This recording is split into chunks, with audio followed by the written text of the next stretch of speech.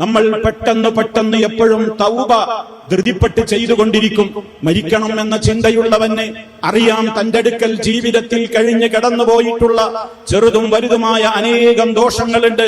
അല്ലാഹുവേ അത് പുറത്തു തരണേ എന്ന് പെട്ടെന്ന് തന്നെ അവൻ നിരന്തരം തൗബ ചെയ്തുകൊണ്ടേയിരിക്കും. ഒരു പാപവും ചെയ്യാത്ത നബി സല്ലല്ലാഹു അലൈഹി വസല്ലമ പോലും 100 തവണയോളം ഇസ്തിഗ്ഫാറും തൗബയുമൊക്കെ ഡെയിലി അധികരിപ്പിച്ചിരുന്നു എന്നുള്ള ഹദീസുകൾ നമ്മൾ കേൾക്കുമ്പോൾ മുത്ത് മുസ്തഫായുടെ ജീവിതത്തിൽ പാപങ്ങൾ വരില്ല. എന്നിട്ട് പോലും മാനവ സമൂഹത്തിലെ മെമ്പർമാരായ ഞാനും നിങ്ങളും ഗുണപാഠം ഉൾക്കൊള്ളുവാനാണ് ആ പ്രത്യേകമായ മാതൃക മുത്ത് മുസ്തഫ സല്ലല്ലാഹു അലൈഹി വസല്ലമ നമുക്ക് പഠിപ്പിച്ചു തന്നിട്ടുള്ളത്.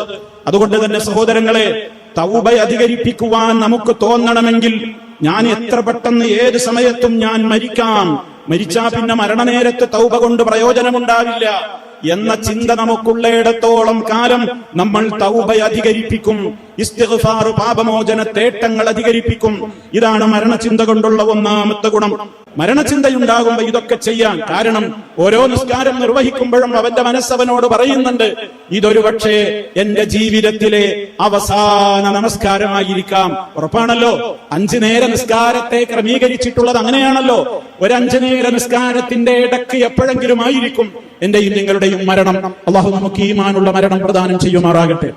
യാതൊരു സംശയവും ആ കാര്യത്തിലില്ലല്ലോ. ഏതെങ്കിലും ഒരു ദിവസത്തെ നിസ്കാരം നമ്മുടെ അവസാന നിസ്കാരമായിരിക്കാം. അവ എപ്പോ നിസ്കരിക്കുമ്പോഴും നമ്മുടെ മനസ്സിൽ വേണം, ഇതെന്റെ അവസാന നിസ്കാരമായിരിക്കാം.